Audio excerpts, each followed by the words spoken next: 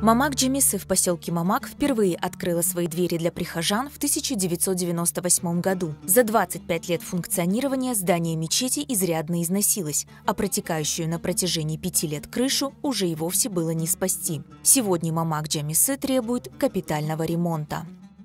Мы пытались много раз проводить текущие ремонты, применяли там самоклеящие ленты и другие материалы, но это было все временно. В летний период, когда все это крыша нагревалась, отходило это все и начинало течь. Все это давало временный эффект, поэтому было принято решение полностью убрать нашу крышу и сделать ее заново.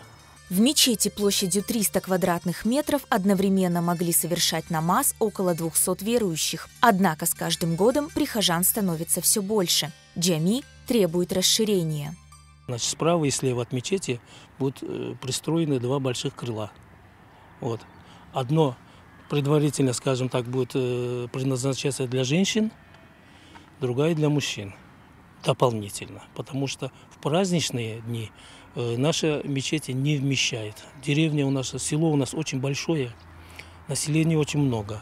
На первоочередные ремонтные работы в мечети требуется 2,5 миллиона рублей. Силами местных жителей и всех неравнодушных большую часть суммы уже удалось собрать. Но чтобы завершить сбор и начать долгожданные строительные работы, требуется еще немало усилий.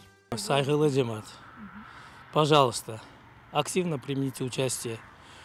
И пусть ваши садака Аллах Та'аля примет, конечно. Участвуйте в сборе средств для реконструкции нашей мечети.